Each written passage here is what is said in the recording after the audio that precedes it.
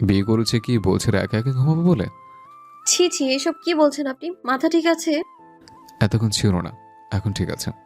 কথাটা বলতে বলতে নির্বাণ সানায়াকে হাত ধরে টেনে নিয়ে বিছানায় ফেলে নিজেও অপর পাশে গিয়ে শুয়ে সানায়াকে একটানে নিজের বুকের উপর নিয়ে আসে।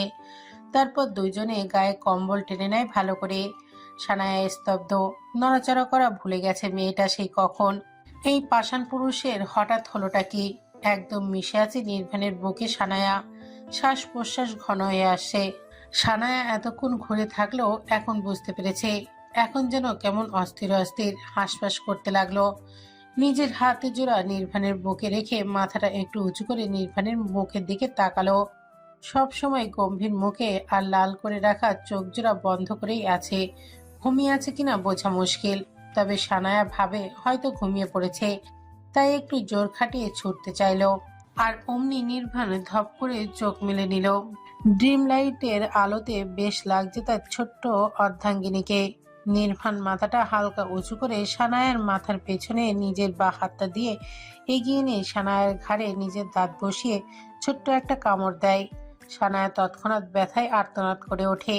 নির্বাণের বুকের ওপর থেকে হাত নিয়ে নিজের ঘাড়ে ডলে ফুপিয়ে ওঠে। নির্বাণ বিরক্ত হয়। ঘুমিয়ে তো ছিলাম, তুই তো উসখুস করছিস। আমার কেমন লাগছে, আপনি একটু দূরে সরে ঘুমান। চুপচাপ যেভাবে আছিস সেভাবেই থাক, নয়তো আজই সব সেরে নেব। নির্বাণের কথায় সানায়া লজ্জায় আর কিছু বলে না। রুমে এসেছে থেকে এই পাষাণ পুরুষ কি সব আবল তাবল বকেই যাচ্ছে।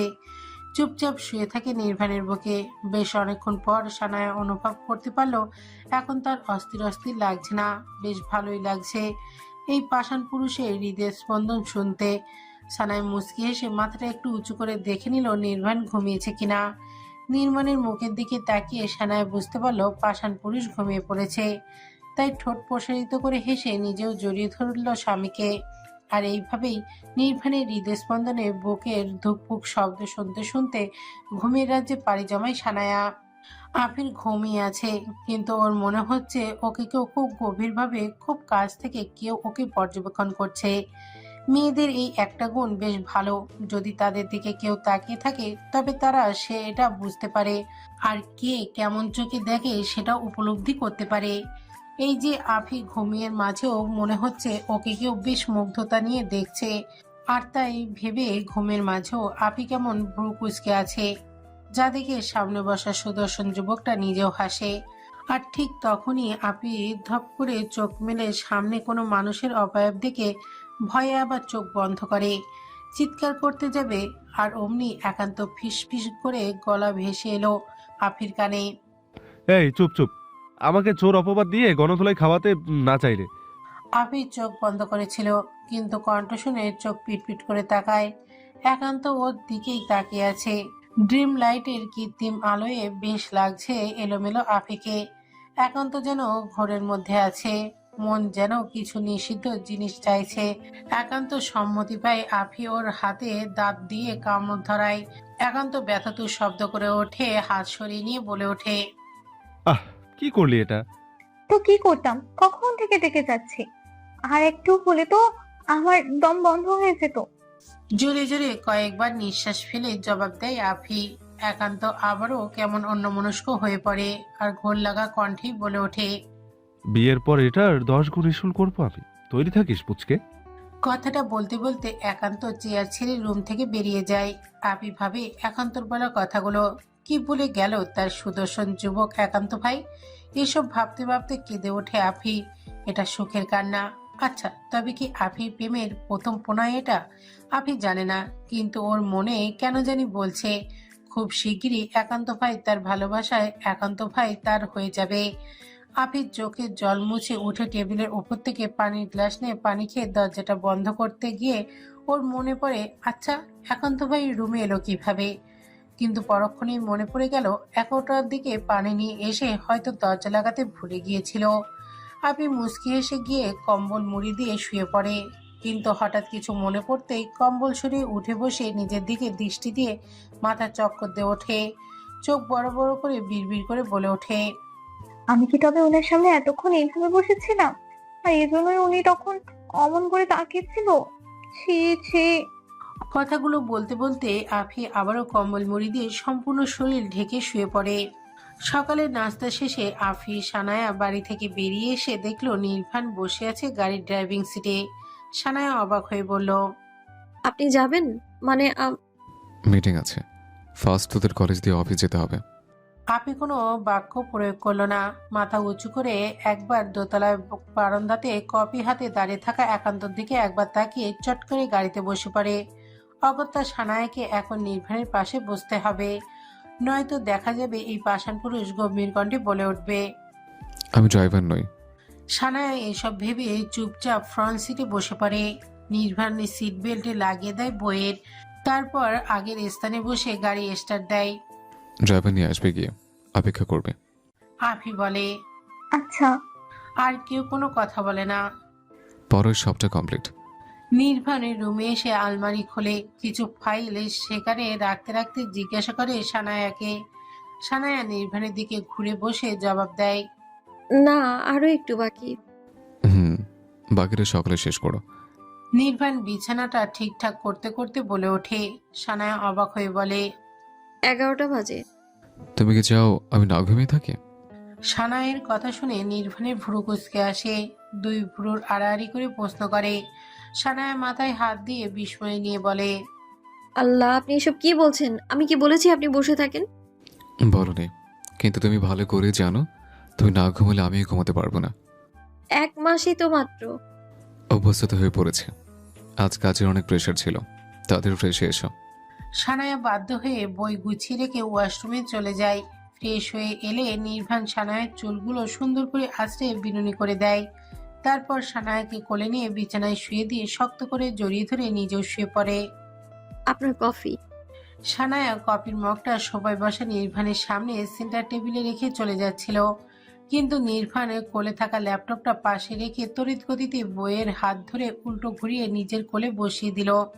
সানায়া আকস্মিক ঘটনায় চমকে ওঠে, চোখ বন্ধ করে এক হাতে নির্ভানের চুল খামচে ধরে, অন্য হাত টি শার্টের ঘাড়ের কাছে হালকা নখের আঁচল লাগে নির্ভানের। নির্ভান কোনো প্রতিক্রিয়া করে না। সানায়া চোখ টিপ টিপ করে চোখ খুলে ঘাড় ঘোরাতেই নজরে পড়ে নির্ভানের চাপদারি ভর্তি গাল, সিগারেটের পুরা কালচে ঠোঁট। সানায়া জানে নির্ভান সিগারেট খায়, কিন্তু ওর কেন জানি এই অষ্টজোড়া ভীষণ ভালো লাগে। আর এখন একবার নিজের অষ্ট দ্বারা নির্ভানের অষ্ট ছুঁয়ে দেওয়ার তীব্র ইচ্ছা আকাঙ্ক্ষা জাগছে। নির্ভান ততক্ষণে সেন্টার টেবিলে থাকা কফি মগটা হাতে নিয়ে সানায়ার সামনে আনে।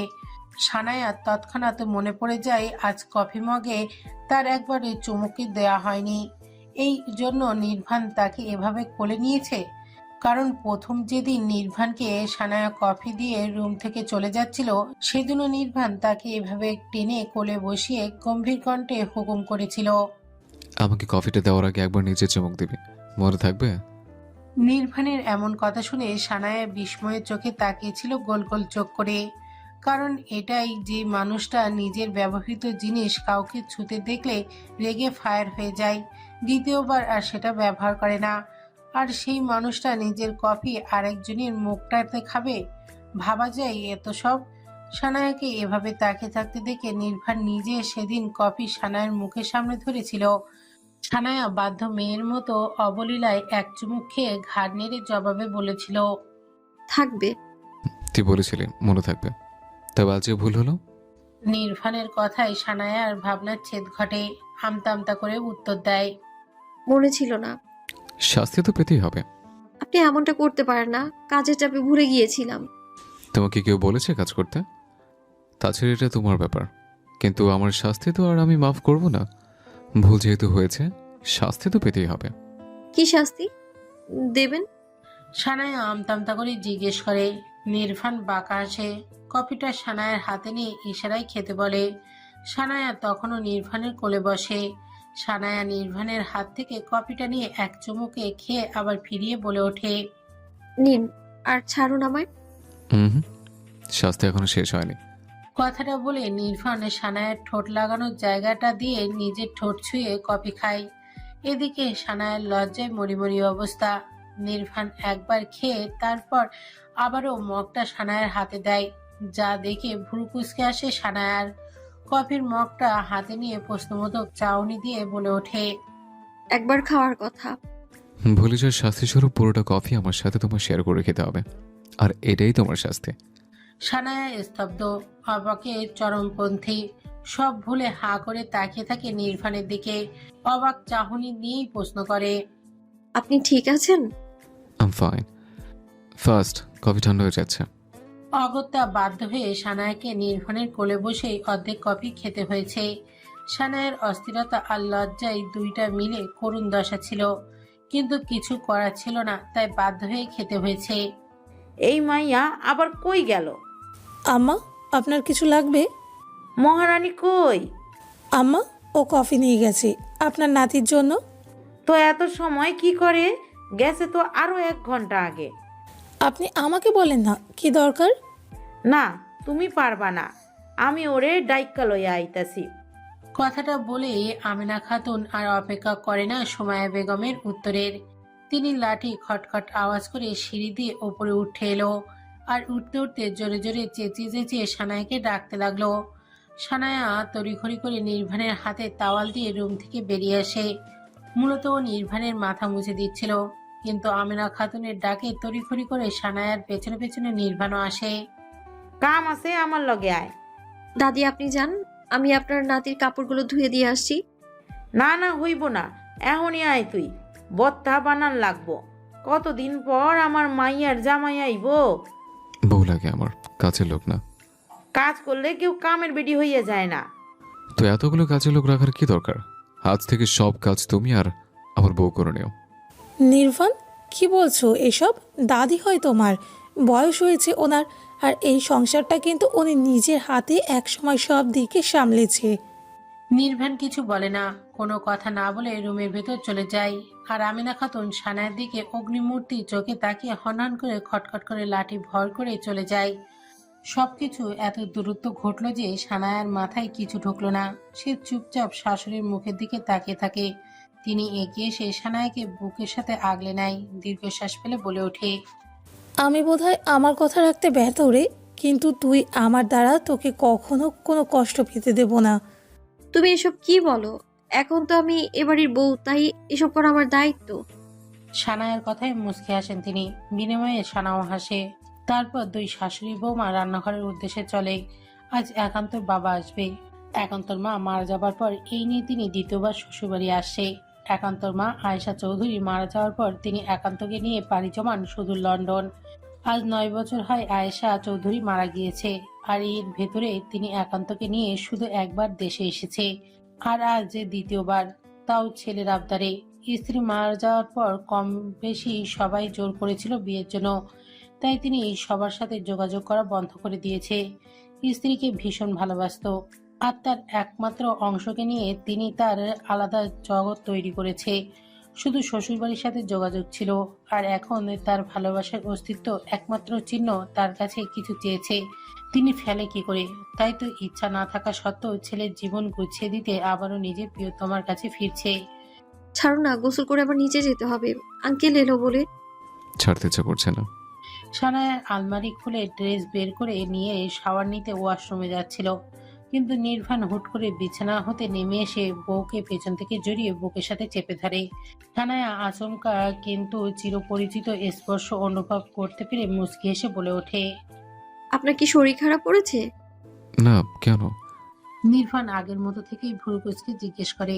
সানায়া নির্বাণের দিকে ফিরে নির্বাণের বলিষ্ঠ শরীর কাঁধ পেয়ে পেছনে 2 হাতে দিয়ে গলা জড়িয়ে নিয়ে জবাব দেয়, আপনি কি জানেন আপনি আগের মতো আর নেই? জানি না, কিন্তু তোমাকে দেখলে আমার সব এলোমেলো লাগে। কবে অপেক্ষার প্রহর শেষ হবে? আমার যে তোমাকে যতবার দেখে ততবারই মনে হয় তুমি না আমাকে ভালোবাসার সুবাস না নিতে পারলে আমি হয়তো পাগল হয়ে যাব। তোমাকে আমার চাই, সম্পূর্ণ আমার। নির্বাণের এমন নেশারক্ত কণ্ঠে সানায়া চোখ বন্ধ করে খামচে ধরে নিজের পরিহিত শাড়ির আঁচল। নির্বাণ সেদিকে তাকিয়ে বাঁকা হেসে বলে ওঠে, এখন এই অবস্থা, কিন্তু ভয় নেই সুন্দরী, আমি এখন কিছু করব না। নির্বাণ তার দেওয়া কথা রাখতে জানে, তবে সময় হলে কিন্তু ছেড়ে দেব না। নিজের জিনিস ঠিকই নিজের করে নেব। আপনার মাথা ঠিক আছে একান্ত ভাই? এখনই বিয়ে, এটা কি করে সম্ভব? তাছাড়া আমার পড়ার প্লিজ জান, রাজি হয়ে যা, তোকে কথা দিচ্ছি আমার দ্বারা কোনো ক্ষতি হতে দেব না। আপিকে সবটা কথা সম্পূর্ণ করতে না দিয়ে বলে ওঠে একান্ত। আপি কি বলবে বুঝতে পারছে না, কিন্তু ওর নিজেরও মনটা কেমন রাজি হয়ে যেতে বলছে। আপনার যা ভালো মনে হয় করেন। কথাটা বলে আপি ছাদ হতে নেমে যাচ্ছিল, কিন্তু একান্ত আপির হাত টেনে ধরে সামনে এনে আপির কপালে নিজের সিগারেটের পোড়া রুক্ষ অষ্টজোড়া ছুঁয়ে দেয়। আপি আবেশে চোখ বন্ধ করে নেয়। আপির চোখ বন্ধরত অবস্থায় শুনতে পায় একান্তর মোহনীয় কণ্ঠ। এখন এটাই যথেষ্ট, বিয়ের পর বাকিটা করব। কথাটা বলেই ঠোঁট টিপে হেসে দেয় একান্ত। আর যা দেখে আপি লজ্জায় চোখ নামিয়ে এক দৌড়ে ছাদ হতে নেমে গেল। আর একান্ত হো হো করে হেসে দিল। নিজের বাঁ হাতে 3/4 প্যান্টের পকেটে রেখে ডান হাত দিয়ে মাথার পেছনের চুলগুলো খামচে ধরে বিড়বিড় করে বলে ওঠে। ভাবা যায় এই পুচকে কিনা এই গম্ভীর একরোখা ছেলেটাকে এভাবে বদলে দিল, আর তার জন্য শাস্তি পাবে না সেটা কি করে হয়? শাস্তি তো অবশ্যই পাবে আমার ছোট জান, আর শাস্তি স্বরূপ তোমাকে আমি আমার নিজের করে নেব। সানায়ার পরীক্ষা শেষ হয়েছে, আজ 3 দিন হয়। একান্তর বাবা আরাফাত চৌধুরী দেশে এসেছে, কিন্তু তিনি আসার পর শুধু একদিন থেকেছে এখানে, আর বাকি দিনগুলো গ্রামে ভাইয়ের বাড়ি।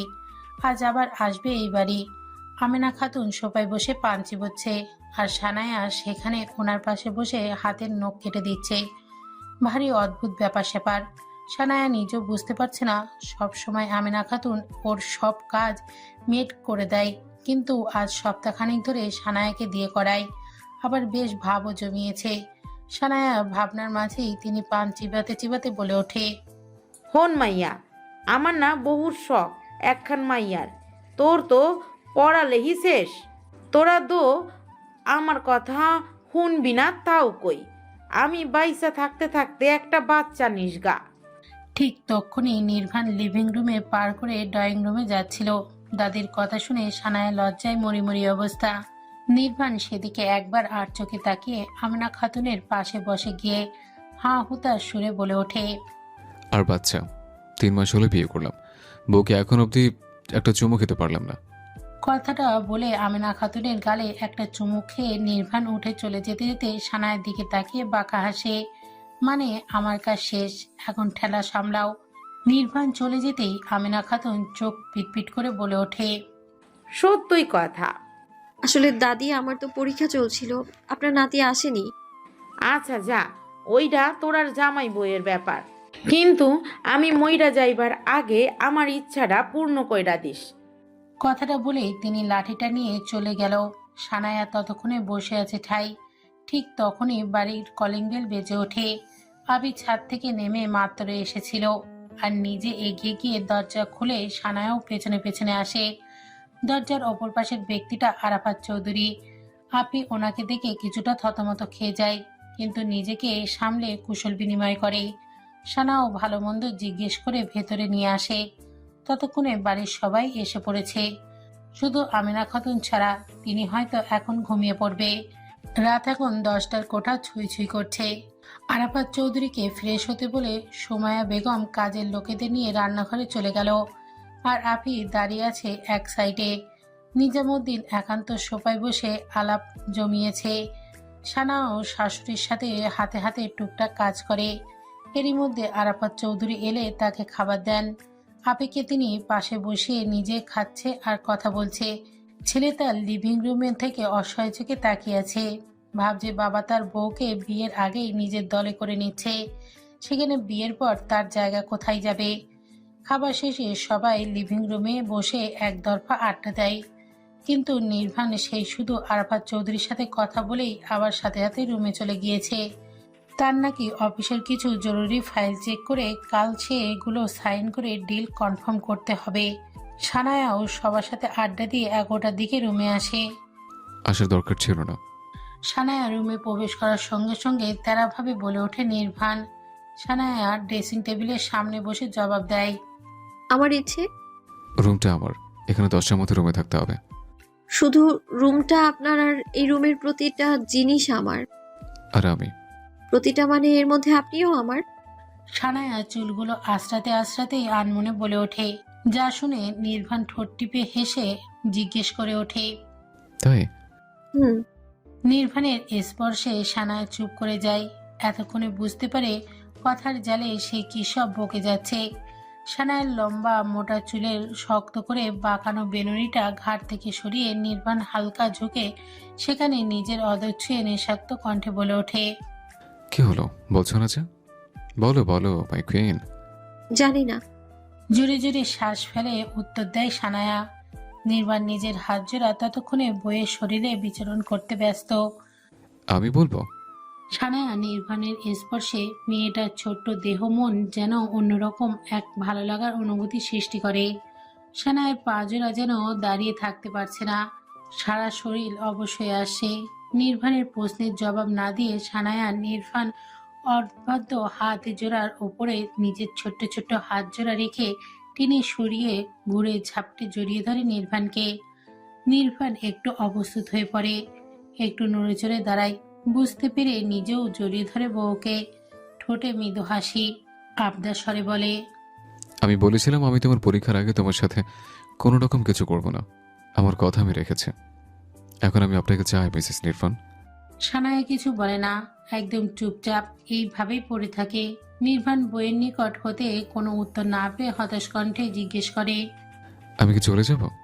সানায়া তৎক্ষণাৎ আরো শক্ত করে জড়িয়ে ধরে স্বামীকে।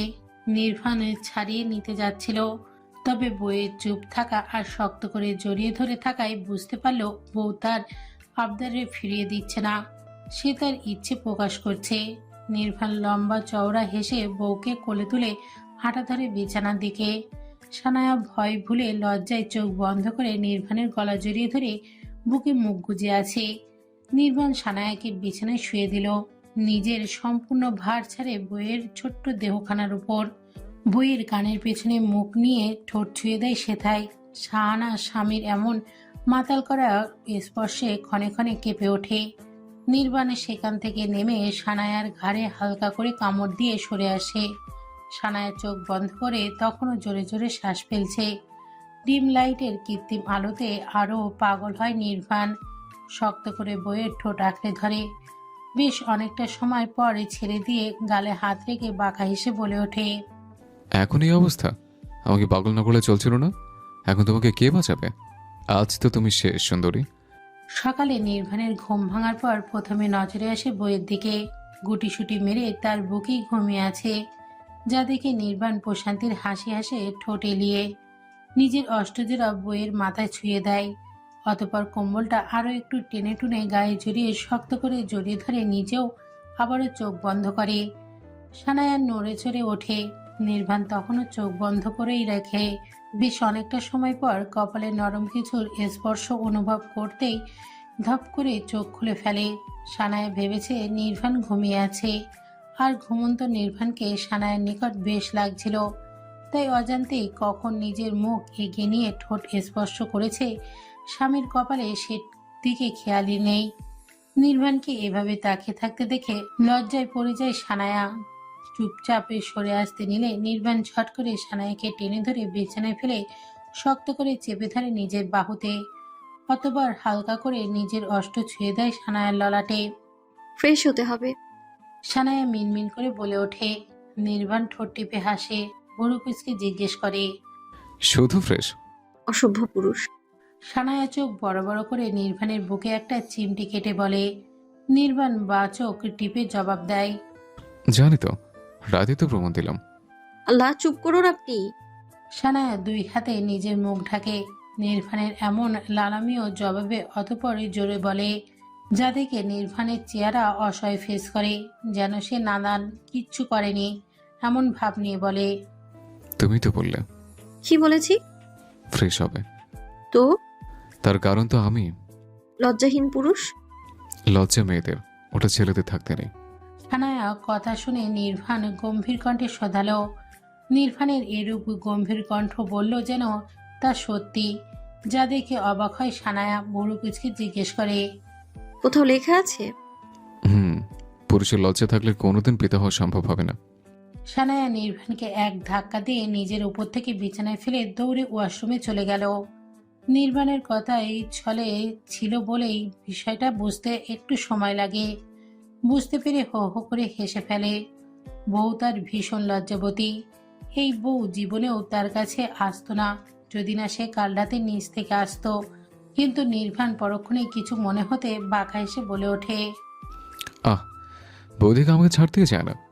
কোনো ব্যাপার না সুন্দরী, আমি আছি না তোমার জন্য। ঠিক তার মিনিট 10 মাথায় সানায়ের ডাক পড়ে ওয়াশরুম থেকে। আমার ড্রেস। এসে নিয়ে যাও। নির্বাণ ফাইল দেখতে দেখতে ভাবলেশীনভাবে জবাব দেয়।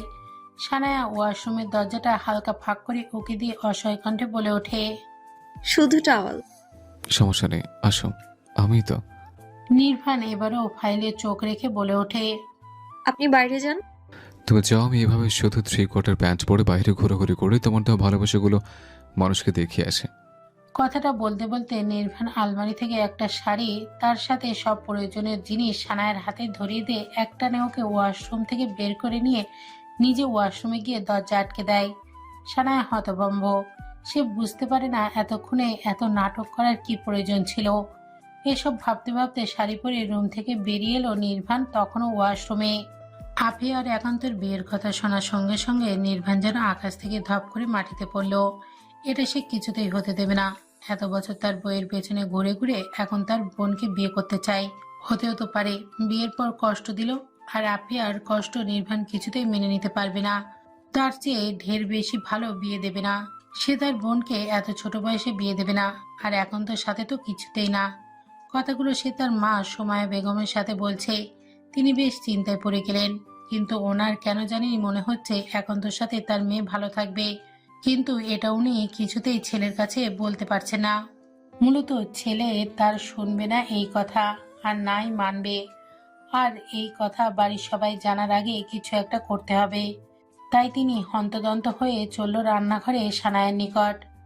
আমার মনে হয় আপনি ভুল সিদ্ধান্ত নিচ্ছেন। সানায়া কফির মগটা নির্বাণের হাতে দিতে দিতে কথাগুলো বলে ওঠে।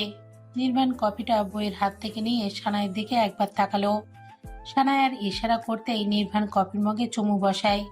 অতবার গম্ভীর কণ্ঠে বলে ওঠে, আমার হচ্ছে না।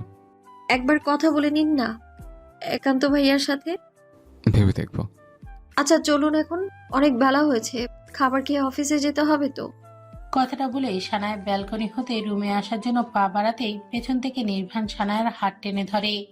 সানায়া ঘাড় ফিরিয়ে পেছনে ফিরতেই ইশারায় জিজ্ঞেস করে, কি?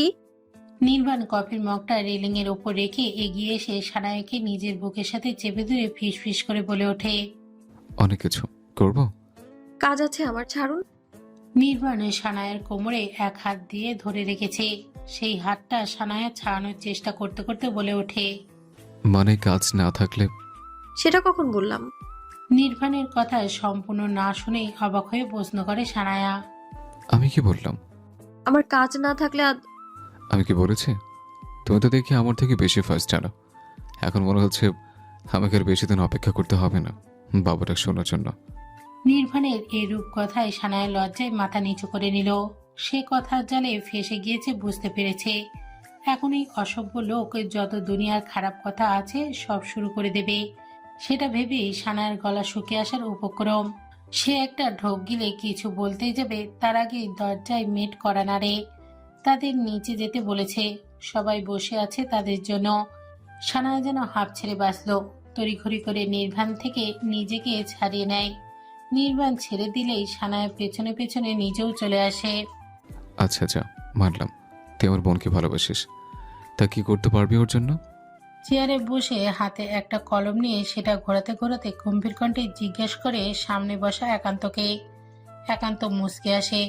সে জানতো নির্বাণ এটা জানার পর তার সাথে ঠিক সাক্ষাৎ করবে, আর হলো তাই।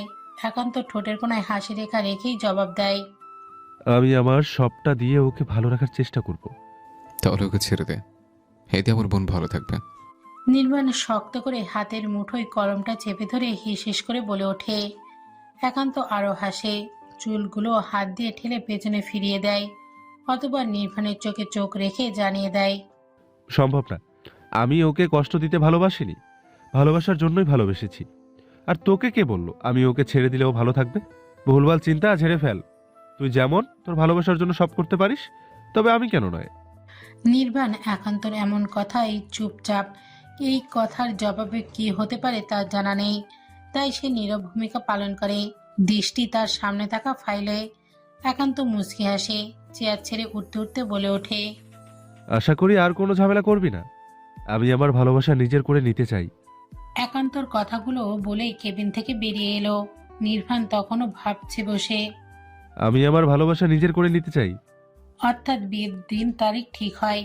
নির্বাণের কথার মানে এটা খুব সুন্দর করে বুঝে নিল। ততক্ষণে শামীম কেবিনের দরজায় নক করে বলে ওঠে। স্যার আসবো? কাম ফাস্ট। স্বামীর অনুমতি পেয়ে তড়িঘড়ি করে রুমে প্রবেশ করে। নির্বাণের সামনে থাকা ফাইলগুলোতে সাইন করতে করতে হুমকারে সুরে বলে ওঠে। তোর বউকে নিয়ে আমার বাড়ি চলে আসবে আজ। 3 দিন পর আমার বোনের বিয়ে। কিন্তু স্যার একান্ত। আমার বোন ভালো থাকবে। কথাটা বলতে বলতে নির্বাণ চেয়ার ছেড়ে উঠে দাঁড়িয়ে গায়ে ব্লেজার জড়িয়ে বেরিয়ে যায়। নির্বাণ বাড়ি এসে বউকে রুমে পায় না, তাই সে হাতের ল্যাপটপ ব্যাগটা সোফায় রেখে ওয়াশরুমে চলে যায়। ফ্রেশ হয়ে ওয়াশরুম থেকে বেরিয়ে এসে দেখলো বউ তার তখনও রুমে আসেনি। ভুরু কুচকে টাওয়াল চেঞ্জ করে একটা 3/4 প্যান্ট আর একটা গাঢ় নীল রঙের একটা টি শার্ট পরে রুম থেকে বেরিয়ে আসে। বিকেলে এখন। নির্বাণ কখনো এত তাড়াতাড়ি বাসায় আসে না, কিন্তু একান্তর বাবা আজই ঘরোয়াভাবে বিয়েটা সেরে ফেলতে চাইছিলেন। কিন্তু নির্বাণ রাজি ছিল না বলে নিজামুদ্দিন কিছুদিন সময় চেয়েছে। আর একান্ত এই কথা শোনার পরই তৎক্ষণাৎ ছুটে গিয়েছে নির্বাণের অফিসে। সে জানতো নির্বাণের মনে এখনো আগের কথাগুলোই আছে। তার বিশ্বাস করে তাই তো এত বড় ভুল ভাঙানোর জন্য তাকে আলাদা করে কথা বলাটা প্রয়োজন মনে করলো। নির্বাণ রুমে থেকে বেরিয়ে এদিক ওদিক তাকাতেই দেখা মিলে সানায়ার। সিঁড়ি দিয়ে ছাদে হতে নিচে আসছে, হাতে শুকনো কাপড় আর পেছনে আপিয়াও আছে। আপি সোজা নিচে চলে যায়। সানায়া কাপড় নিয়ে রুমে, পেছন পেছন নির্বাণও যায়। সানায়া কাপড়গুলো বিছানায় রেখে আর ফিরতে পারে না। নির্বাণ শক্ত করে তাকে জড়িয়ে ধরে নেয়। ছাড়ুন, দরজা খোলা।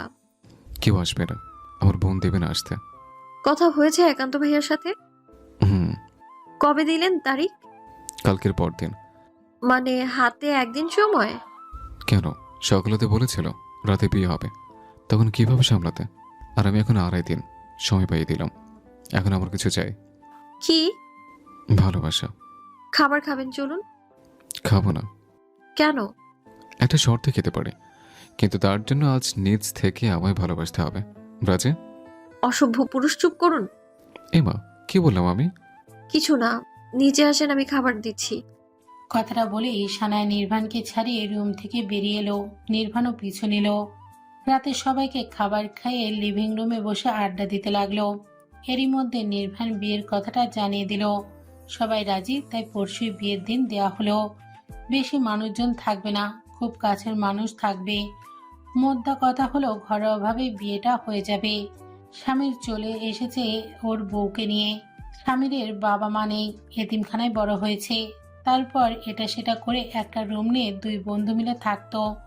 আর ভাগ্যক্রমে নির্বাণের সাথে একদিন একটা হোটেলে দেখা হয়। সেখানেই শামীম ওয়েটার ছিল, আর সেখানেই কথা। তারপর আস্তে আস্তে প্রায় কথা হতো। আর একদিন নির্বাণ ওর অতীত জানার পর ওকে নিজে পার্সোনাল অ্যাসিস্ট্যান্ট হিসেবে নিয়ে আসে, আর নিজের থেকেই 2 রুমের একটা ফ্ল্যাট কিনে দেয়। আর তারপর বিয়ে। যদিও নির্বাণের থেকে বয়সে ছোট, তবে একজন পুরুষ তো আর একটা সংসার সামলাতে পারে না, তাই নির্বাণ ওকে বিয়ে করিয়ে দিয়েছে। মেয়েটাও এতিম, মামার বাড়ি থাকতো। শখের জিনিস সবসময় ধরা ছোঁয়ার বাহিরে থাকে একান্ত ভাই। চাঁদের দিকে এক দৃষ্টিতে তাকিয়ে থেকে কথাগুলো বলে আফি। একান্তও সেদিকে তাকিয়েছিল, কিন্তু আফির কথা শুনে ওর দিকে তাকিয়ে বলল। শখের পুরুষ বা নারী এই দুইটা জিনিস সম্পূর্ণ ভিন্ন। বিপরীত দিকের মানুষগুলো তোমাকে চাইতে হবে। ভাগ্যবতী হওয়া প্রয়োজন, যেমনটা আমি পাচ্ছি আপনাকে। কয়টা মেয়ে পায় তার শখের পুরুষকে? একান্তর দিকে ফিরে উৎফুল্ল হয়ে বলে ওঠে। কত হবে বয়স? এই তো 17 চলে, এখনো বাচ্চা একটা মেয়ে। কিন্তু কয়েকদিন আগেও কতটা শক্ত বড় মানুষের মতো ব্যবহার করত। হয়তো ভালোবাসার মানুষটাকে এভাবে ভেঙে যেতে দেখে নিজেকে শক্ত করে সামনে নিত। আর এখন শখের পুরুষের ভালোবাসা পেয়ে বয়সকালের ব্যবহারটা ফিরে এসেছে। আমরা মানুষ এমনি, ভালোবাসার মানুষটা একটু ভালোবাসা আমরা আরো আহ্লাদি হয়ে উঠি। একান্ত এত সব ভাবনা বাদ দিয়ে মুচকি হেসে বলে ওঠে। তাহলে আমিও ভাগ্যবান, শখের নারীকে পাচ্ছি। আপির গাল লাল আভা ফুটে ওঠে। লজ্জা পাচ্ছে মেয়েটা। এখন তো সেদিকে তাকিয়ে নেশাতুর কণ্ঠে বলে ওঠে, লজ্জা পেও না মেয়ে, কন্ট্রোল হারিয়ে হয়তো কিছু করে ফেলবো। সব লজ্জা জমিয়ে রাখো, বাসর ঘরে আমি তোমার লজ্জারাঙা মুখ দেখে সারা রাত কাটিয়ে দেব। নির্বাণ বালিশ কোলের ওপর রেখে ল্যাপটপে সেটার ওপর নিয়ে কাজ করছে। সানায়া এতক্ষণ অ্যাডমিশনের জন্য একটা বই পড়ছিল, কিন্তু পাশে থাকা ঘড়ির দিকে চোখ পড়তেই দেখলো 11টার বেশি বাজে। তাই আলমারি খুলে একটা প্যাকেট নিয়ে ওয়াশরুমে চলে এলো। নির্বাণ সেই দিকে একবার আর চোখে তাকিয়ে আবারও নিজের কাজে মনোযোগ দেয়। মিনিট পাঁচেকের মাথায় সানায়া ওয়াশরুম থেকে বেরিয়ে আসে। একটা লাল আর কালো জর্জেট শাড়িতে নিজেকে আবদ্ধ করে, সাথে কালো সিলভার্সের ব্লাউজ। নির্বাণ ভেবেছিল বউ তার রাতের পোশাক পরতে গিয়েছে, কিন্তু এখন বইয়ের দিকে দৃষ্টি যেতেই মাথায় কাজ করা বন্ধ করে দিয়েছে। শাড়িটা বেশি পাতলা হওয়ার দরুন শরীরের বেশিরভাগ অংশ স্পষ্ট দেখা যাচ্ছে। নির্বাণ সেদিকে তাকিয়ে দেখতে থাকে বউকে। সানায়া চুলগুলো খুলে ড্রেসিং টেবিলের সামনে টুলে বসে পড়ে। চুলগুলো সুন্দর করে আঁচড়ে নেয়। অতঃপর টেবিলের ওপরে থাকা লিপস্টিকটা হাতে নিতেই পিছন থেকে কেউ খপ করে হাতটা টেনে ধরে। সানায়া আয়নার দিকে দেখলো নির্বাণ। আমার যাওয়ার কথা ছিল। হুম, কিন্তু এসব দিয়ে আমার পেট খারাপ করতে চাও? সানায়া হেসে ফেলে নির্বাণের এমন কথায়, আর নির্বাণের পেছন থেকে বউকে শক্ত করে জড়িয়ে ধরে। সানায়া উঠে এগিয়ে এসে সামনে থেকে গলা জড়িয়ে ধরে বলে ওঠে, ভালোবাসি। নির্বাণ উত্তর দেয় না। নিজের বুকের সাথে আরো কিছুটা চেপে ধরে সানায়াকে নিয়ে ওভাবেই থেকেই হেঁটে বিছানায় এসে ধপ করে ফেলে দেয়, আর নিজেও সম্পূর্ণ ভর ছাড়ে বইয়ের ছোট্ট দেহখানার উপর। গলায় মুখ গুজে সেখানে ঠোঁট ছুঁড়িয়ে দেয়। অতঃপর ফিসফিস করে বলে ওঠে, আমিও ভীষণ ভালোবাসি, সে 21 বছর বয়স থেকে, মিসেস নির্বাণ। এখন সন্ধ্যা। সানায়া রেডি হচ্ছে, একটু পর গায়ে হলুদের অনুষ্ঠান শুরু হবে। আপিকে সাজাতে পার্লার থেকে মেয়ে এসেছে। ওখানে শামীমের বউকেও বসিয়ে দিয়ে সানায়া রেডি হতে এসেছে। মূলত ও আসতে চাইছিল না, কিন্তু সবার সাজ কমপ্লিট, শুধু সানায়া বাদে। ওকে সাইমা বেগম জোর করে রুমে পাঠিয়েছে।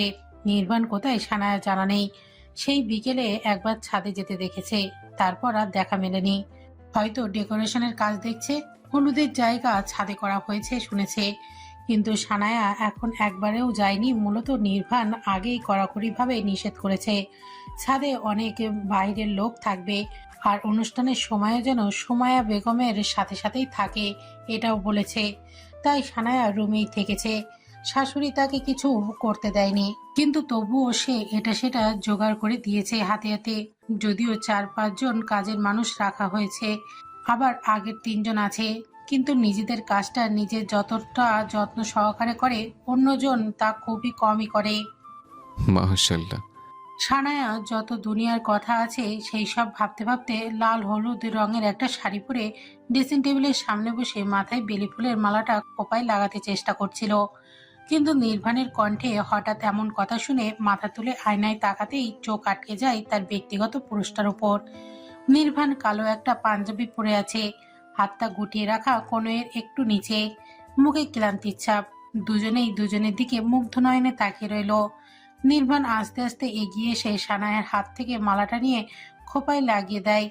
তারপর দাঁড় করিয়ে সামনের দিয়ে এনে রাখা লম্বা মোটা কালো চুলের বেনুনিটা সুন্দর করে ছোট্ট ছোট কাঠগোলাপ দিয়ে দেয়। কখন এসেছেন? সানায়া মিনমিন করে জিজ্ঞেস করে। নির্বাণ হাত থেকে ঘড়িটা খুলে ড্রেসিং টেবিলের সামনে রাখতে রাখতে বলে, তুমি যখন শাড়ি পরছিলে? মুখ টিপে হেসে বলে নির্বাণ। কিন্তু সানায়ার মুখভঙ্গি পাল্টে গেল। সরু চোখে তাকে কৌতূহল হয়ে জিজ্ঞেস করে, সত্যি? একদম। নির্বাণ খুব স্বাভাবিকভাবে উত্তর দেয়। সানায়া এবার লজ্জা পেল। নির্বাণ বুকে মৃদু ধাক্কা দিয়ে মিনমিন করে জানায়, আমি শুধু শাড়িটা এসে রুমে পড়েছি আর সব ওয়াশরুমে করেছি। আচ্ছা। টেনে বলে নির্বাণ। সানায় চোখ কটমট করে তাকিয়ে বলে ওঠে, হুম। হুম, আমি না আসার আগে রুম থেকে বেরোবে না। কথাটা শেষ করে নির্বাণ গায়ের পাঞ্জাবি একটানে খুলে সোফায় রেখে ওয়াশরুমে ঢুকে পড়ে। সানায়া চুপচাপ বিছানায় বসে পড়ে। একবার যখন বলে দিয়েছে তখন অপেক্ষা তো করতেই হবে, নয়তো পরে দেখা যাবে হুলুস তুলুস কাণ্ড ঘটাবে। সানায়া একটা ঘটনা মনে পড়ে গেল। সেদিন ওর পরীক্ষা ছিল। নির্বাণ কেন্দ্রে পৌঁছে দিয়ে বলেছিল পরীক্ষা শেষ হলে যেন অপেক্ষা করে সে, অফিস থেকে এসে নিয়ে যাবে। কিন্তু সানায়া পরীক্ষা শেষের প্রায় 10-12 মিনিট পরেও যখন নির্বাণের দেখা মেলেনি, তখন সানায়া আস্তে আস্তে হাঁটতে হাঁটতে বাড়ির দিকে আসছিল। কিন্তু বিপত্তি সৃষ্টি হয় তখন, যখন অর্ধেক রাস্তায় আসার পর 3-4টা ছেলে ওর পিছু নিল। ওই গলির রাস্তাটা একদম নির্বাণদের বাড়ির গেটের ঘেঁষে গিয়েছে। বেশ মোটা তাজা, তাই বড় বড় গাড়িও চলে, কিন্তু হেঁটে মানুষজন খুব কম, তাই রাস্তা ফাঁকাই থাকে। সানায়া যখন বুঝতে পারছে পেছনে বিপদ আসছে, ঠিক তখনই ও জোরে সোরে হাঁটতে থাকে। আর ঠিক একটু পরে ছেলেগুলো এগিয়ে এসে ওর পরীক্ষার ফাইলটা হাত থেকে টেনে নিয়ে নেয়। ভাগ্য ভালো ছিল বিধায় তখন নির্বাণের গাড়ি দূর থেকে দেখা যাচ্ছিল। আর নির্বাণের গাড়িটা এগিয়ে আসতে দেখে ছেলেগুলো ফাইল সমেত সানায়াকে ধাক্কা দিয়ে রাস্তার সাইডে ফেলে চলে গিয়েছিল। সানায়ার হাত ছিলে যায়। নির্বাণ ততক্ষণে সানায়ার কাছে চলে আসে, আর গাড়ি থেকে নেমে অপর পাশের দরজা খুলতে ভুললে না। দৌড়ে এসে সানায়াকে কোলে করে গাড়িতে বসিয়ে ফাইলটা পেছনে রেখে ড্রাইভিং সিটে বসে 5 মিনিটের মাথায় বাড়ি পৌঁছে যায়, যেখানে এই পথটা গাড়ি নিয়ে আসতে 10 মিনিট লাগে। নির্বাণ সেদিন কোনো শব্দ করেনি, গাড়ি থেকে রুম অবধি কোলে করে আনে আর নিজে অফিসে চলে যায়। সানায়া তখন ভয়ে একদম নুয়েছিল, নিজেও কোনো শব্দ করেনি। কিন্তু নির্বাণ রাতে বাসায় ফিরে ইচ্ছে মতো ঝেড়েছিল বউকে, সাথে নিজেও হাতটা অনেকটা কেটে এসেছিল। সানায়া বুঝতে পেরেছিল ছেলেগুলো হয়তো আর 6 মাস হাসপাতাল থেকে ছাড়া পাবে না।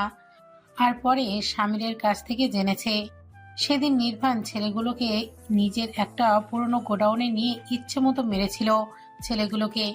সানায়া সেদিন পুরো স্তব্ধ হয়ে গিয়েছিল। চুল মুছে দাও। নির্বাণের ভেজা চুলের পানি মুখে পড়ায় কল্পনা থেকে বেরিয়ে আসে সানায়া। চোখ তুলে নির্বাণের দিকে তাকাতেই নির্বাণ উপরোক্ত নির্দেশটা করে। এটা নতুন নয়, বিয়ের পর দিন থেকে এই চাকরিটা সানায়া পেয়েছে, তাই টাওয়াল নিয়ে নির্বাণকে বসতে ইশারা করে নিজে চুল মুছতে দিতে থাকে। অতঃপর চুল মোছা শেষে নির্বাণ হলুদ রঙের একটা পাঞ্জাবি গায়ে জড়িয়ে সাদা একটা জিন্স প্যান্ট পরে রেডি হয়ে সানায়া ততক্ষণে ঝুড়িতে রাখা নির্বাণের ধুয়ে রাখা কাপড়গুলো ব্যালকনিতে মেরে দিয়ে আসে। তারপর দুজনে রুম থেকে বেরিয়ে আসে। নির্বাণ ছাদে আর সানায়া আফির রুমে। হলুদের অনুষ্ঠান শেষ হতে হতে রাত প্রায় 1টা বেজে যায়। আফিও রুমে এসে ফ্রেশ হয়ে নেয়। ফ্রেশ হয়ে তড়িঘড়ি করে শুয়ে পড়ে, কাল আবার তাড়াতাড়ি উঠতে হবে ভেবে শুয়ে পড়ে। কিন্তু হঠাৎ ব্যালকনিতে কিছু পড়ার শব্দ পেয়ে উঠে বসে টেবিল লাইট অন করে ফোনটা হাতে নিয়ে এগিয়ে যেতেই দেখা মিলে অতি পরিচিত একটা মুখ। দরজার ওপাশে হলুদ পাঞ্জাবি পরিহিত একান্তকে। আফি প্রথমে অবাক হয়ে জোরে বলে ওঠে, এত রাতে আপনি, তাও এই দিক দিয়ে দরজা দিয়ে এক থাপ্পড় দিয়ে দাঁত ফেলে দেবো সব। দরজা খোল। একান্তর কথায় আফি দাঁত দ্বারা জিহ্বা কেটে দরজাটা খুলতে খুলতে বলে ওঠে। সরি আসুন। দরজাটা কাচের আর একটু শক্ত হয়, দরুন খুলতে একটু কসরত করতে হয় আপিকে। একান্তর হাতে একটা টিস্যু দিয়ে কিছু পেঁচানো। রুমে প্রবেশ করতে করতে চিন্তিত কণ্ঠে বলে ওঠে, যে মেয়ে সামান্য একটা দরজা খুলতে পারে না, সেই মেয়ে কি করে আমার শরীরের ভার সামলাবে? আপি রাগে ফুসফুস করতে করতে বলে ওঠে, তো করছেন কেন বিয়ে? আমি কি আপনাকে একবারও আমায় ভালোবাসতে বা বিয়ে করতে বলেছি? আমার লাইফ আমার ইচ্ছে। কথাটা বলতে বলতে একান্ত একদম আপির নিকট এসে দাঁড়ায়। অতঃপর নিচের একটা হাত আপির ঘাড়ে রাখে। আপি ভুরু কুঁচকে নেয়, বিরক্ত চোখে তাকায়। মাত্র শাওয়ার নিয়েছে, এই লোক আবার হলুদ দিয়ে তার শরীরে মেখে দিল। আপিকে এভাবে তাকিয়ে দেখতে দেখে একান্ত দুষ্টু হেসে বলে ওঠে, এভাবে তাকাতে নেই জান, গিলে ফেলতে ইচ্ছে করে। আবার আমার জন্য এইটুকু পারবে না? একান্ত অসহায় চোখে তাকিয়ে বলে। আপি মুচকি হেসে বলে, অভ্যাস করে নাও। কাল থেকে তো রোজ এমনিতেও কতবার করতে হবে ঠিক নেই। চুপ করুন আপনি। আপি 2 হাতে কান চেপে ধরে বলে ওঠে। একান্ত আবারও আগের ন্যায় দুষ্টু হেসে বলে ওঠে, ঠিক আছে আর বলবো না, এখন একটু ভালোবাসা দিয়ে দাও। আপি উত্তরের আশা না করেই একান্ত নিজের অস্ত্র দ্বারা আপির অস্ত্র এক করে দেয়। আপি স্তব্ধ। ওর ভাবনার বাইরে ছিল এটা একান্ত কখনোই এমন করবে না। সব সময় কপালে গালে চুমু দেয়, আর আজ সোজা ঠোঁটে। ভাবতেই আপির হাত দিয়ে একান্তর বুকে ধাক্কা দিতে লাগে, কিন্তু এক ফোঁটাও নড়চড় হলো না একান্তর, বরং আরো শক্ত করে জড়িয়েছে। নিজের ইচ্ছে মতো ভালোবাসা দেয় পেয়সীর অধরে। অতঃপর ছেড়ে দিয়ে নিজের বৃদ্ধা আঙুল দিয়ে নিজের অধর মুছে নেয়। তারপর নিজের তর্জনী আঙুল দিয়ে আবির ঠোঁট ছুঁয়ে দেয়। আপি তখনও জোরে জোরে শ্বাস ফেলছে চোখ বন্ধ করে। আর ঠিক তখনই একান্তর কণ্ঠ ভেসে এলো। এটা ট্রেলার, পিকচার কাল দেখাবো। আপি ঘুমিয়ে আছে। একান্তর একটা হাত নিজের দুই হাতের মুঠোয় পড়ে বসে আছে। এই মেয়েটাকে ফেলে যেতে ইচ্ছা করছে না তার। রাত হয়তো 4টে বাজে। আপি ঘুমিয়েছে ঘন্টা হবে হয়তো। কথা ছিল আজকেও ঘুমাবে না, ব্যালকনিতে বসে গল্প করবে। কিন্তু এই মেয়ে ঘুমিয়ে পড়েছে, তাই একান্তর কোলে করে এনে বিছানায় শুয়ে দিয়েছে। আর একটু পর হয়তো ফজরের আজান দিয়ে দেবে। যেতে হবে, নয়তো পরে কেউ দেখে নিলে কেলেঙ্কারি শেষ থাকবে না। তাছাড়া তার নিষ্পাপ ফুলকেও অপবিত্র করতে পিছুপা হবে না। এসব ভেবে একান্ত আপির কপালে নিজের সিগারেটে পোড়া ঠোঁট জোরে ছুঁয়ে দিল। আপি একটু কেঁপে উঠল। ঘুমের ঘোরে শক্ত করে একান্তর হাতটা চেপে ধরে নিজের হাতের ভাঁজে। একান্ত মুচকি আসে। এই মেয়েকে আর বেশি দূরে রাখা যাবে না। আর বেশি না, হয়তো 8-9 ঘন্টা পর তার হয়ে যাবে। মন তো সেই কবেই দিয়েছে। এখন দুইটা অস্তিত্ব এক হওয়ার বাকি। দুইটা আত্মা একে অপরের মাঝে বিরাজ করা বাকি। সেগুলো খুব শীঘ্রই দুইটা মিলে এক হয়ে যাবে। একান্তর আলগোছে নিজের হাতে ছাড়িয়ে নেয় আফির থেকে। অতঃপর সেই হাতটায় আবারও নিজের ঠোঁট ছুঁয়ে ব্যালকনির দরজার দিকে এগিয়ে যায়। ব্যালকনির পাইপ বেয়ে নিচে নেমে আসে। তারপর নিজের রুমের ওয়াশরুমের পাইপ বেয়ে সেখানে গিয়ে নিজে ওয়াশরুমে গিয়ে ছোট্ট জানালাটা দিয়ে ভেতরে গিয়ে সেটা আবার আগের নাই লাগিয়ে দিয়ে রাখে। তারপর ফ্রেশ হয়ে লম্বা একটা ঘুম দেয়। এখন আর সেই ঘুম থেকে উঠবে না। একেবারে 12টা বাজে ঘুম থেকে উঠবে আর বিয়ে করে বউ নিয়ে রুমে চলে আসবে। সানায়া নির্ভানের থেকে নিজেকে ছাড়িয়ে নিতে অনেকক্ষণ যাবৎ চেষ্টা করছে, তবে সে প্রতিবারই ব্যর্থ। তাই ব্যর্থ হয়ে নির্ভানের বুকে ছোট্ট একটা কামড় বসিয়ে দিল। নির্ভান তৎক্ষণাৎ ঘুম চোখে ভ্রু কুঁচকে নিল।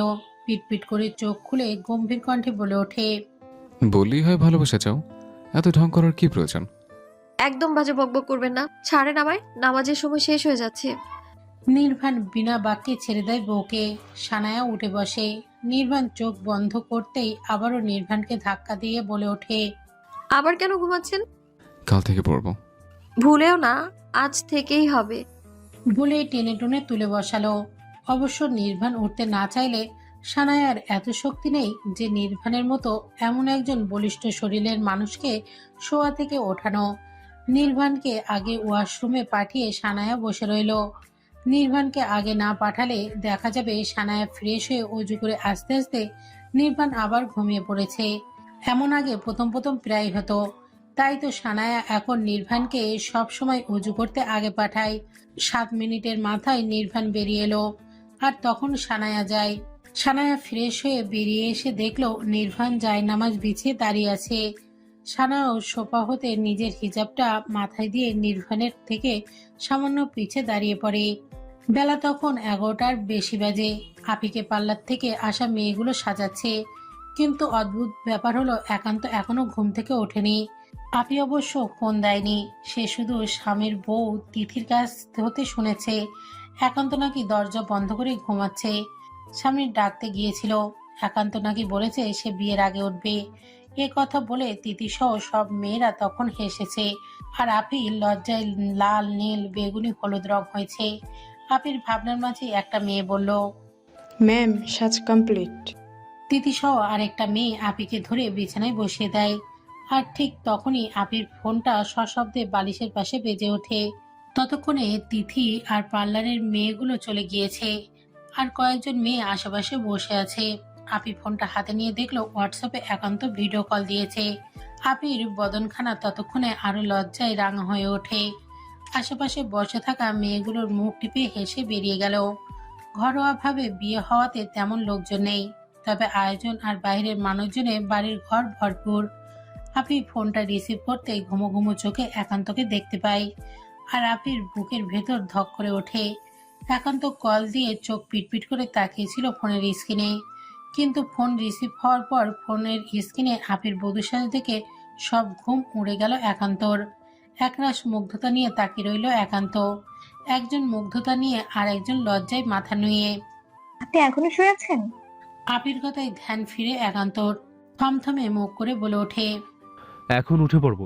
তাছাড়া রাতে তো আর ঘুমানো সম্ভব না, হবে না, তাই এখন ঘুমিয়ে নিচ্ছি।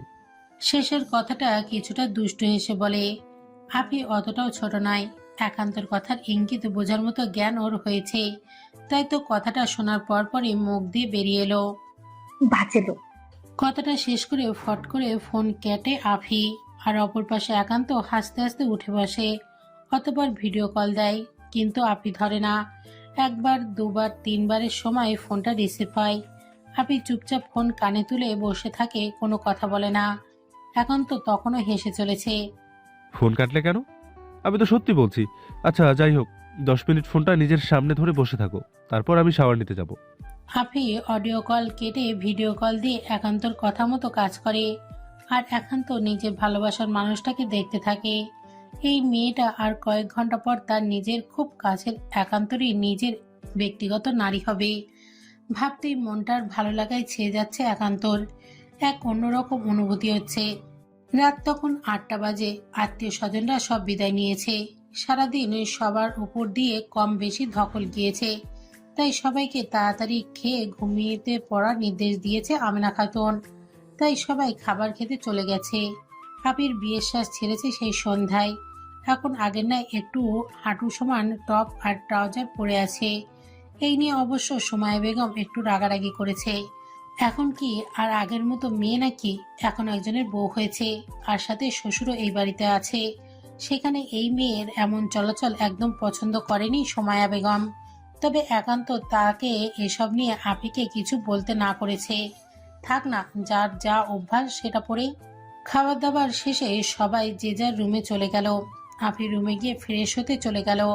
তারপর ফ্রেশ হয়ে বেরিয়ে এসে দেখলো একান্ত বিছানায় পা তুলে বসে ফোন টিপছে, আর তার ঠিক ডান পাশে একটা প্যাকেট রাখা। আপি সেদিকে তাকে ভুরু কুঁচকে জিজ্ঞেস করে। কি আছে ওটায়? একান্ত ততক্ষণে ফোন বিছানায় ফেলে প্যাকেটটা হাতে নিয়ে এগিয়ে এসে আপির হাতে দিয়ে বলে ওঠে। এটা পরে এসো। আফি ওয়াশরুমে এসে থম মেরে দাঁড়িয়েছে। হাতে একান্ত দেওয়া শাড়ির সাথে ম্যাচিং করা প্রয়োজনীয় সব জিনিস সব ঠিক আছে, কিন্তু ব্লাউজটা, এটা আপির একদম পছন্দ হয়নি। হাতাগুলো কোনোই পর্যন্ত, তবে সেগুলো একদম পাতলা, গলাটাও বেশ বড়। এটা পরা না পরা সমান। আপি মন খারাপ হলো। এটা হাতে নিয়ে দরজাটা হালকা খুলে রুমের ভেতরে দৃষ্টি পড়ালো। একান্ত তখন বিছানায় বসেছিল। আপিকে দেখেনিও। না দেখার কারণ হচ্ছে একান্ত ফোন স্ক্রল করতে ব্যস্ত। আপি একান্তকে ডাকলে একান্ত উঠে এগিয়ে এসে জিজ্ঞেস করলো। কি হয়েছে? এটা পরবো না আমি। অসহায় কণ্ঠে উত্তর দেয়। একান্ত আপির হাতে ব্লাউজটার দিকে তাকিয়ে ভ্রু নাচিয়ে প্রশ্ন করে। কেন? ভীষণ পাতলা এটা। আর যদি বলে এটাই পড়তে হবে? পরতেই হবে। উপায় আছে? একান্তর করা প্রশ্নে আপির হঠাৎ মাথায় এলো, ওর তো কোনো শাড়ি নেই, আর না আছে কোনো ব্লাউজ, আর এত রাতে কোথায় পাবে? আচ্ছা এটাই পরছি। আপি দরজা বন্ধ করে দিল, আর একান্ত রুম থেকে বেরিয়ে নিজের জন্য আগে বরাদ্দ রুমে চলে গেল। সেখানে গিয়ে আলমারি থেকে একটা ছোট্ট খাম আর একটা গিফট পেপার মোড়ানো ছোট্ট একটা বক্স নিয়ে আবার রুমে চলে আসে। আর এসেই চোখ আটকে গেল আয়নার সামনে দাঁড়ানো আপির দিকে। আপি এক চোখ বন্ধ করে আর এক চোখ আইলানা দিচ্ছিল। বিয়ের স্বাস্থ্য সেই কোন বিকেলেই ধুয়ে মুছে সাফ করে নিয়েছে, তাই হালকা করে সেজে নিচ্ছে। আপি এক চোখ বন্ধ আর এক চোখ খোলা ছিল বিধায় স্পষ্ট দরজায় দাঁড়ানো কালো রঙের খয়েরি পাঞ্জাবি পরিহিত একান্তকে দেখতে পাচ্ছিল। আর দেখার সাথে সাথে চোখ নামিয়ে একদম মাথা নুয়ে নিল। ওই চোখে কিছু একটা আছে যেটা খুব করে আপিকে টানছে। আর একান্ত আস্তে আস্তে এগিয়ে আসছে, হাতে থাকা জিনিসগুলো বিছানায় রাখে। আপি তখনও মাথা নুয়ে আছে। মূলত লজ্জা পাচ্ছে আপি। এত পাতলা ব্লাউজ, তার উপর শাড়িটা দেখতে ভারী হলেও আসলে এটা ভীষণ পাতলা। শরীরের প্রতিটা ভাঁজ স্পষ্ট বোঝা যাচ্ছে। ও নিজেও নিজের দিকে তাকাতে লজ্জা পাচ্ছে। সেখানে একজন পুরুষের সামনে দাঁড়িয়ে আছে, যদিও পুরুষটা ওর একান্ত নিজের কাছের ব্যক্তিগত, কিন্তু তবুও লজ্জায় নিজেই নিজের এসব ভেবে নুয়ে যাচ্ছে। আপির ভাবনার মাঝে একান্ত এগিয়ে এসে আপির পেছনে দাঁড়িয়ে আপির কোমরে নিজের দানবীয় হাত জোড়া রাখে। আপি শিউরে ওঠে। একান্তর হাতগুলো ততক্ষণে আপির শাড়ির নিচ দিয়ে উন্মুক্ত পেটে বিচরণ করতে ব্যস্ত হয়ে পড়ল। আপনি যেন দাঁড়িয়ে থাকতে পারছে না, সারা শরীর অবশ হয়ে আসছে। এখন তো নিজের সিগারেটের পোড়া ঠোঁটগুলো আপির চুলগুলো ঘাড় হতে এক হাতে সাহায্যে সরিয়ে দিয়ে সেখানে ঠোঁট ছোঁয়ালো। আপি একান্তর এমন স্পর্শে স্থির থাকতে পারে না, জোরে জোরে শ্বাস ফেলে ধরে আসা গলায় বলে ওঠে, কি করছেন? ছাড়ুন। হুম, ছাড়ার জন্য তো ভালোবাসিনি, আর নাই বিয়ে। একান্ত ধীরে কণ্ঠে কথাগুলো বলে। আপি আর কিছু বলতে পারে না। তার আগে একান্ত ওকে নিজের দিকে ঘুরিয়ে নিজের পোড়া ঠোঁটজোড়া দিয়ে আপির ঠোঁটজোড়া আঁকড়ে ধরে ভালোবাসা দিতে থাকে। আপির দম বন্ধ হয়ে আসার জোগাড়, কিন্তু একান্ত ছাড়ার নাম নেই। আপি অনেকক্ষণ ছোটার চেষ্টা করেও যখন কোনো লাভ হয় না, তখন নিজেও একান্ত সঙ্গ দেয়। একান্ত নিজের ইচ্ছামতো ভালোবাসা দেয় বইয়ের অধরে। বেশ অনেকক্ষণ পরে ছেড়ে দিয়ে দুজনে হাঁপাতে লাগলো। একান্ত নিজেকে ধাতস্থ করে বিছানা হতে খামটা আর গিফট বক্সটা হাতে নিয়ে সেটা আপির হাতে দেয়। আপি অনেকক্ষণ নিচের দিকে তাকিয়েছিল, কিন্তু একান্ত ওর হাত টেনে ওর হাতে এগুলো দেয় প্রশ্নবোধক চাহনি দিল। একান্ত মুচকি হাসলো। নিজের হাত থেকে ঘড়ির ফিতা খুলে ড্রেসিং টেবিলের উপরে রাখতে রাখতে বলল, নিজেই দেখে নাও। কিন্তু খামে এতগুলো টাকা দেখে বিস্ময় নিয়ে প্রশ্ন করে, এত টাকা? কাবিনের টাকা সবটা এখানে আছে। দরকার ছিল না, আপনার সব আমার, তাই এটা আলাদা করে দেওয়ার প্রয়োজন ছিল না। হুম, আমার আমার সব তোমার, কিন্তু এগুলো শুধু তোমার, এতে আমার কোনো অধিকার নেই। আমি এত টাকা নিয়ে কি করব? এটা আমার দায়িত্ব ছিল, এখন তোমার যদি ইচ্ছে না করে ফেলে দাও। আপনি ফ্যাল ফ্যাল করে কতক্ষণ টাকাগুলোর দিকে তাকিয়ে থেকে সেগুলো আলমারি খুলে রেখে দিল। হাতে থাকা বক্সটা খুলতেই চোখ আটকে গেল বক্সে থাকা লকেটটার দিকে। ছোট ছোট পাথর দিয়ে একটা লাভের ভেতর সুন্দর করে ইংরেজির বড় হাতের এ লেখা।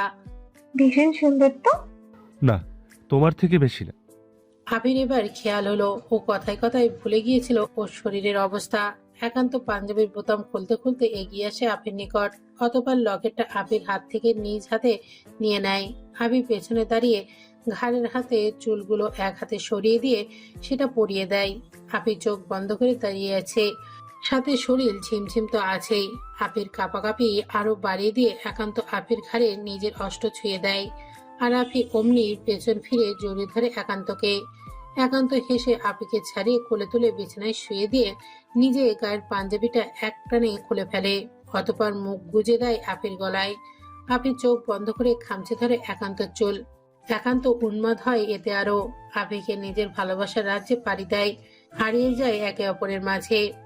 নির্ভান ড্রাইভ করছে, ওর পাশেই সানায়া চুপচাপ বসে আছে। সানায়া জানে না ওরা কোথায় যাচ্ছে, শুধু নির্ভান একটা শাড়ি হাতে দিয়ে বলেছিল রেডি হয়ে নিচে আসার জন্য। সে নিচে অপেক্ষা করছে। সানায়া সেই অনুযায়ী রেডি হয়ে আসে, আর নির্ভান কিছু না বলেই গাড়িতে বসতে ইশারা করে আর গাড়ি স্টার্ট দেয়। সানায়া এসব ভাবতে ভাবতে নির্ভানের দিকে একবার আর চোখে তাকিয়ে জিজ্ঞেস করে, এত রাতে কোথায় যাব? এত প্রশ্ন কেন করছিস? গেলে তো দেখতে পাবি। সানায়া আর কিছু বলে না, চুপচাপ সিটে মাথা এলিয়ে দেয়। কিন্তু নির্ভানের বড়জোড়া হঠাৎ কুঁচকে গেল, সাথে মনের ভেতর একটা ভয়ে বাসা বাঁধে। এখন ওরা একটা ব্রিজের ওপর দিয়ে যাচ্ছে, আর ভয়ের কারণ ব্রেকটাও কাজ করছে না। এখন কিছু হলে গাড়ি সহ দুজনেই ব্রিজের নিচে পানির তলায় যেতে পারে। এত গভীর নদীতে পড়লে মৃত্যুর মুখ থেকে ফিরে আসতে পারার জন্য হায়াত আর আল্লাহ চাইলে সম্ভব, নয়তো না। নির্ভান হঠাৎ করে স্টারিংটা ছেড়ে দিয়ে সানায়ার দিকে এগিয়ে এসে ওর দিকে দরজা খুলে ধাক্কা দিয়ে ফেলে দেয় সানায়াকে। সানায়া আকস্মিক ঘটনায় কিছুই বুঝতে পারে না। রাস্তার পিচ ঢালা রাস্তায় পড়ে সানায়া এক সাইডে ভীষণ ব্যথা পায়, হাত পা সব ছিলে যায়। কিন্তু নির্ভান গাড়ি থেকে বের হতে পারলেও রাস্তায় আর থাকতে পারে না। গাড়িটা ব্রিজের একদম শেষ প্রান্তে এসে পড়ায় নির্ভানের রাস্তার পাশে একটা ছোট্ট শেকড় ধরে ঝুলে রয়েছে।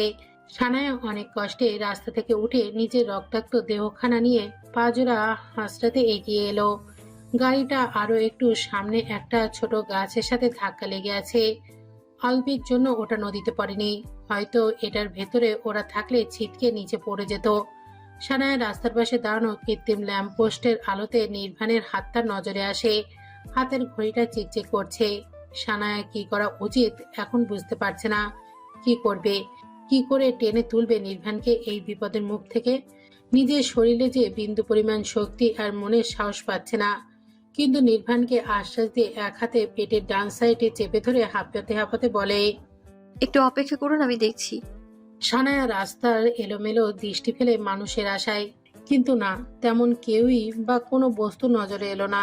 এরই মধ্যে নির্বাণ ঝুলন্ত অবস্থায় সানায়াকে গলা ছেড়ে ডেকে উঠল। এদিকে এসো যান। হ্যাঁ হ্যাঁ বলুন। গাড়ির টিকিটে খুলে দেখো, রশি আছে। সানায়ার কথা না শুনে নির্বাণ জানালো।